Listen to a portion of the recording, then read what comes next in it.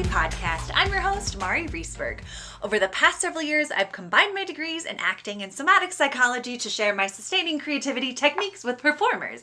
And now I've decided to share it with a bigger audience that includes you. I believe we are all creative, and this podcast is all about that.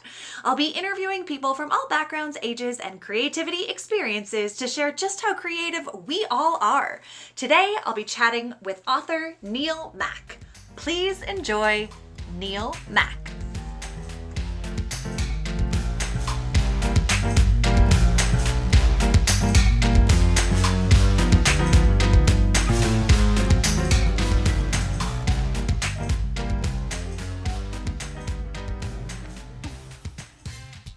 Welcome to the Sustaining Creativity Podcast. Today I am here with Neil Mach, author. Welcome to the podcast.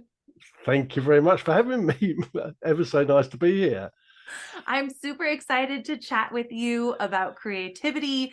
You seem to have such a unique life adventure happening, and I'm sure you'll, sprinkle in some adventures for us while we chat. But if you could just take a couple of minutes and let our listeners know a little bit more about who you are and what you do.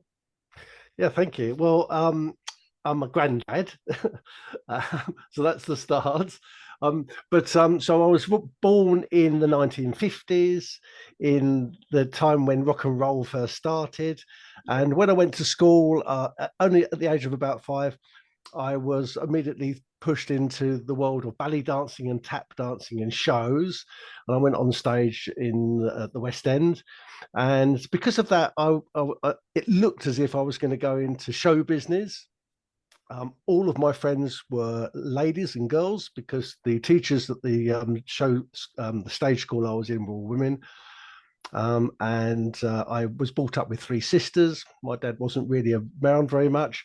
But having said all that, even though it looked like I was going to go that direction, I eventually went into the police service, the London police, where I worked for a whole over 35 years. So I spent all of my working life as a frontline police officer in lots of detective type roles, catching group baddies all the way through my whole service.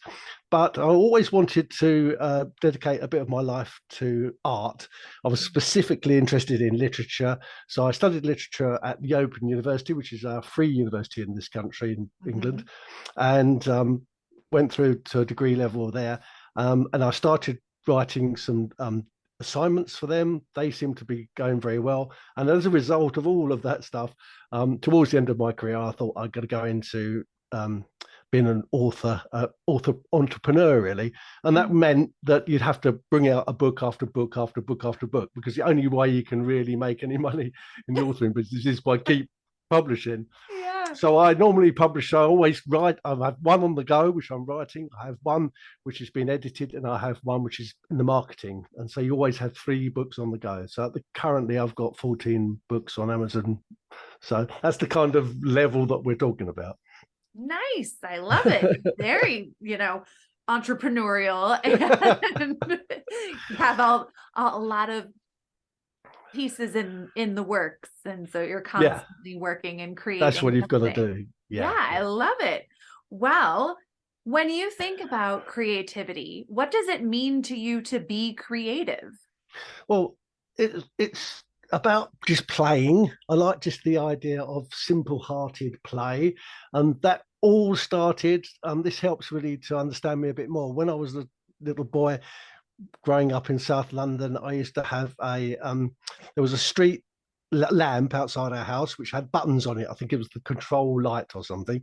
But anyway, next to it was a drain cover, and I used to stand on the drain cover, press the buttons, and I imagined it was a space elevator, and it could take me to anywhere in space or time or any planet or anywhere I wanted to go.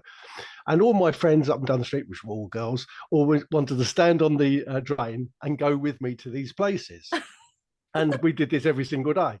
It wasn't until about 3 or 4 months into this game, one day I couldn't do it because I had to go and do my ballet classes. When I came back, one of my little friends was crying. I said, "What's the problem?" She goes, "Well, we and the other girls came to the drain and we pressed the buttons exactly as you do, but it didn't go anywhere. It didn't travel to these places. You have to be there for the magic to happen. That's when, and so I was only 5, but that's when I realized that some people have got imagination and creativity and some people haven't. And you need to be there to make it happen for other people. So that's why I think that playing and imagination and creativity go together. You know, I've always wanted to play. And the reason I wanted to play is because I love humanity, I like society so much, and I want to help. And I think that is part of the creative process. If you want to help and you want to play, then I think you can improve the society that you see around you. But of course, the other thing that I learned when I was 5 at that moment was to empathize with other people, because empathy is hugely important as well. If you can't visualize how other people feel, how can you be a creative person? So I think that's another part, that's another, to me, another strand to it, is that you want to help, you want to empathize. And I suppose you have to face the truth, which is that you are going to fail sometimes. So I always think that you have to face failure, and you have to embrace failure, even certainly in writing, in writing creativity, but in any type of creativity. You know, I always remember when I was a tiny boy, they told us to draw a picture of a frog. And I had seen a frog before, so I tried my best, and it looked horrible. It looked like a black or brown blob on the paper. So I turned the paper. In those days, you couldn't have to do much paper. So I turned the paper over and said, "Could I have another go?" So it still looked like a brown blob. But when I looked at everybody else's, they had cartoon frogs, but my frog was a real frog that I wanted to be a real frog. You know, and I always remember I screwed the paper out and I threw it away. And I was so annoyed, because I couldn't translate what was in my mind to what was on the paper. Now, if I had a good teacher that day, that teacher could have said, actually, your one is the best because it's your true recognition of a frog. Right. So, but I think I learned then at that stage that you've got to fail to be better.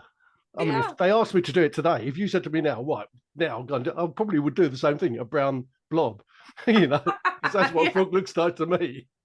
Sure. I mean, I love that you bring up failure, and it sounds like you've learned a lot through failing and growing, and can take the failure and transform it into the next thing that you're going to do. I'm so curious, when you, in your kind of adult life, come up against challenges, what are some of the creative challenges that you have come up against, and how do you navigate them?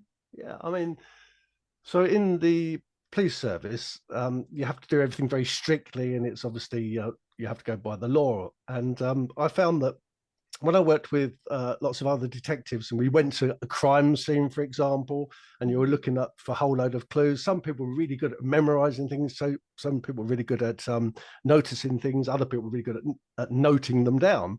But what I could do was say, why? I could do the what if questions. Hold a second. What if the suspect did this? What if the suspect did that? And I remember people saying to me, how can we not do that? And it's because I was able, number one, the empathy again, but number two, I could see the future. You could kind of, it's difficult to explain, but because you're using different perspectives, you can actually see beyond what other people can see, because they're quite insular in themselves. So that certainly helped. Yeah. But these days, excuse me, part of my sort of like fun, really, because I try to do things which are not related to writing. I work in a museum as a facilitator. So when people come in, but I've recently been working with a whole group of students, about 6 or 7 students, and we're looking at all of the glass cases again. So when you walk into a museum, you see these glass cases, and you've got all of the beautiful exhibits, the artifacts behind the glass cases. It suddenly occurred to me that how do you see those things if you're in a wheelchair or a pushchair? And in fact, what if you're a short person? What if you're a small person? How do you see these things? So I've got this group of students in, and we're working now on a project to actually be able to at least audibly explain what's in that cabinet, so that a person can come in, take a photograph, a QR code, and they will get the information. So it come up on their phone. So even though they're there in front of the artifact, they can get a bit more information, and it will come across as an audible sound. So it's that kind of thing where you're trying to use things outside the box to help, going back to helping society and empathizing with other people. That's fantastic. I mean, thinking outside the box to see in the box. With Yeah, brilliant. I hadn't thought of that, but that's a good point. Yeah. But it sounds like you have such curiosity to ask those questions, the why questions, the what if questions. And I've learned over the years that we as adults stop asking questions at a certain age, but children ask so many questions. Yeah. What do you think has helped you continue to be curious and keep asking questions into adulthood? That's a really good, well, I'm just immature, aren't I? It's very obvious. I mean, you're absolutely right.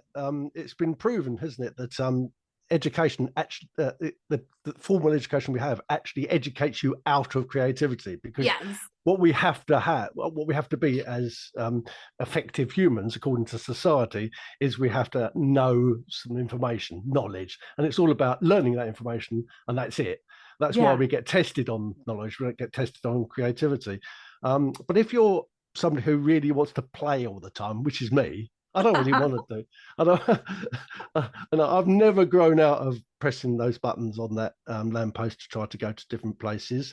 And another thing that a lot of authors have, I'm not saying I'm anywhere as good as Tolkien or C.S. Lewis, but they had a thing called a paracosm. I don't know if you've ever come across that word before.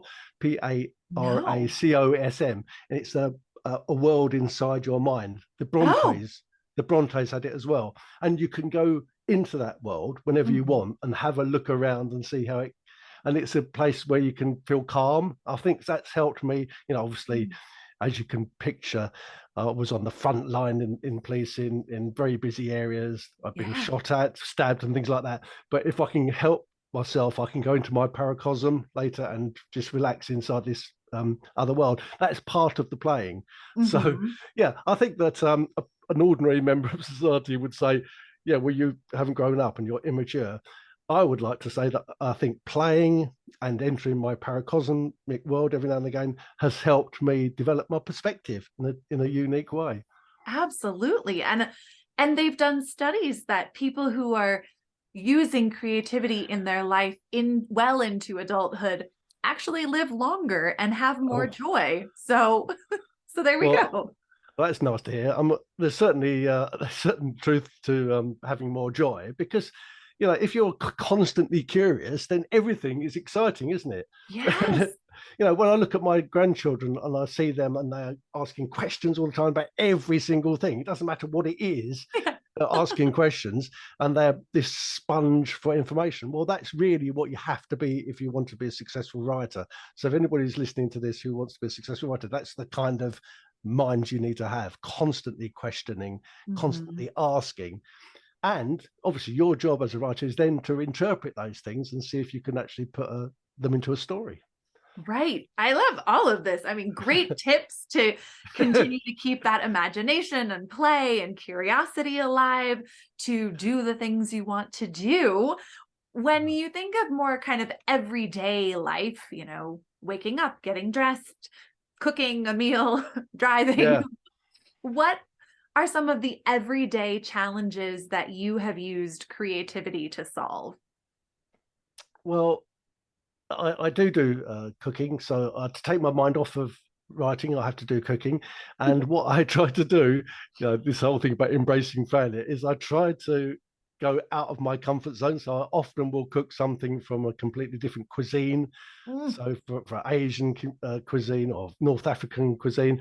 And also, this is a typical example of being stupid and being emotionally immature, is I will cut down on the equipment that I need. So I went through a whole phase of only making stuff in a microwave. Then I went through a whole phase for a couple of weeks of only making stuff in a slow cooker. I don't know if you have a slow cooker, but a very, very slow.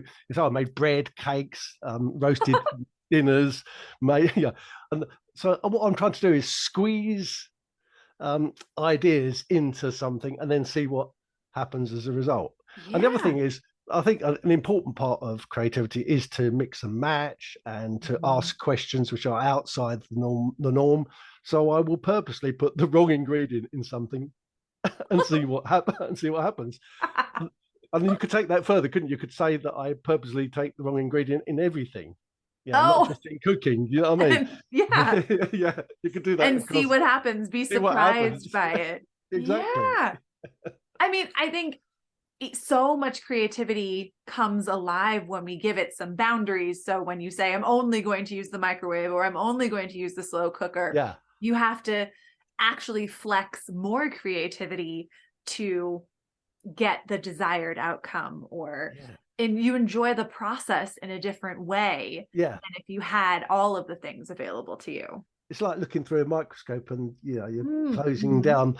I saw this. They've been having a. They might have had it in your country, but they had this documentary about submarine life, and they're real people, and they have a tiny, only as big as this desk is their kitchen, and they have to cook for 100 people, and the captain of this boat said, we don't have, obviously, we're not allowed to have mobile phones, we don't have sex, we're not allowed to smoke drugs or do anything like that, so all we have left, the only pleasure, is food. So we expect that little kitchen, which is as big as a desk, to do 5 good different types of meal a day. And that's what made me think, wow, if they can do that in a tiny kitchen in a submarine, then I can do it in a microwave or in a slow cooker, because the stuff they were creating was fantastic, gateaus and dinners and that sort of stuff. And you're thinking, how, if I do that, I can do it. So yeah.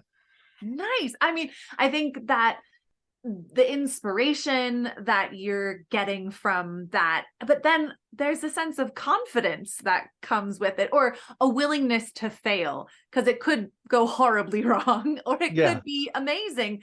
Where do you think that willingness to try something and it to not go well comes from? Excellent question. I love that. Yeah, the willingness to fail means that you have failed, and I suppose therefore you must have built up resilience to come back. I remember when the first thing I ever wrote, which had a public audience, was I was 10. I wrote a poem about autumn, and instead of it being the normal thing, all beautiful leaves and gold and brown, I actually thought about death and about the fact that autumn is a closing. It's a part of a closing, but I suppose that closing brings about renewal. But I was only 10. It was such a well-received poem that they read it out in assembly, and I remember being so pleased with it, and they got a gold star. I took it home and showed my mum, and my mum said, don't ever steal other people's work. It's a sin to steal other people's work. And I said, no, I wrote this. And she goes, don't lie, that's another sin. So she didn't believe that I wrote this.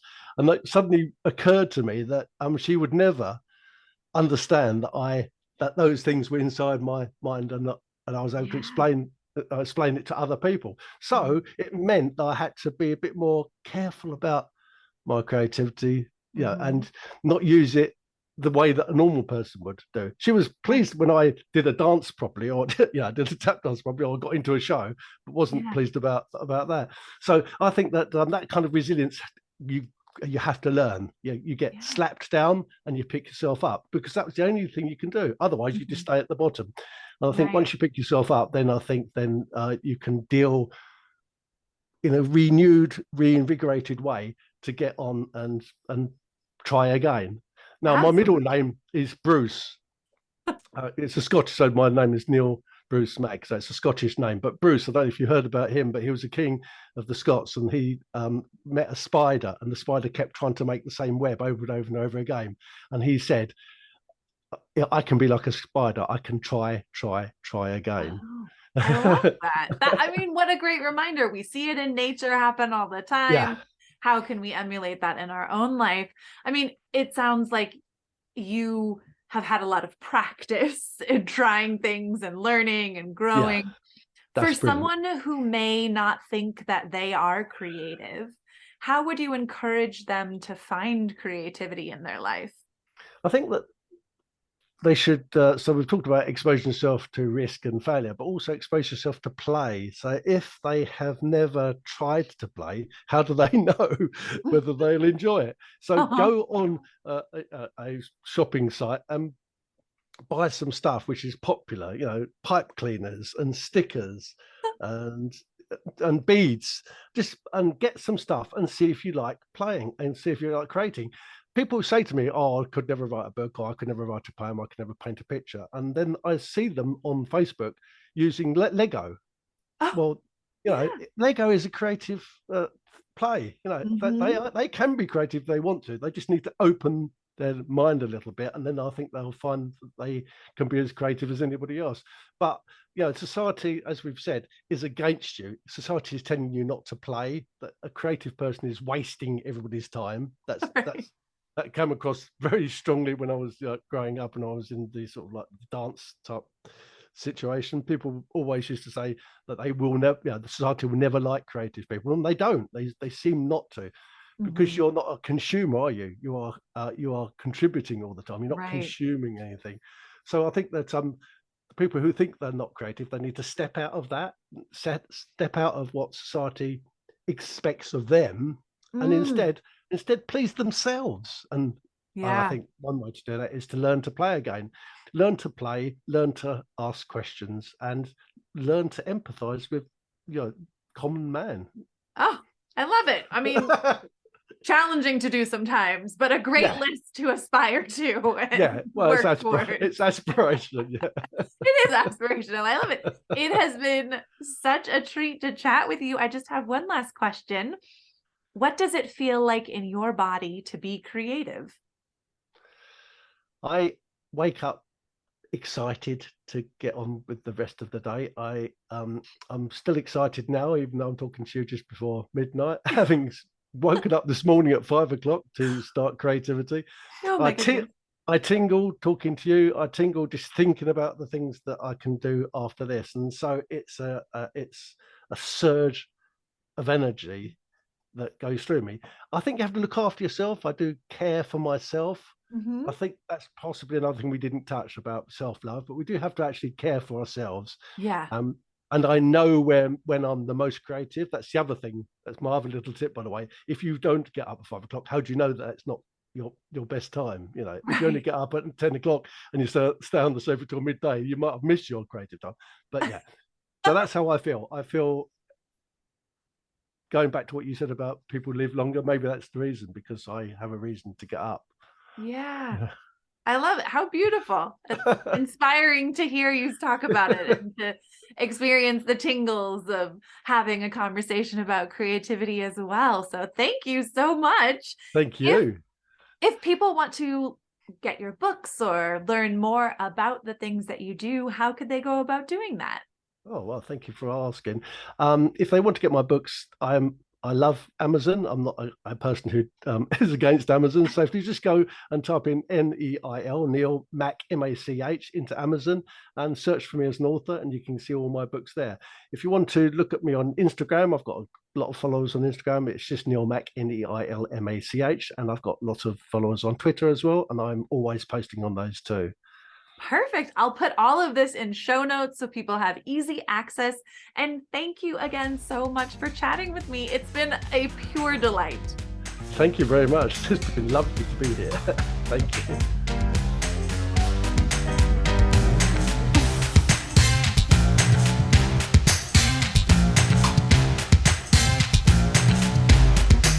Thanks for listening to the Sustaining Creativity Podcast. We'd love to keep in touch, so follow us on Facebook and Instagram. We are at Sustaining Creativity. Make sure to subscribe to the podcast wherever you listen to podcasts. Tag your friends and family so they can listen too. We love to hear from you, so leave your reviews, comments, and questions. Check out our website, sustainingcreativity.com, for upcoming offerings and creativity coaching. Tune in Tuesdays for our next episode. And remember, with creativity, anything's possible.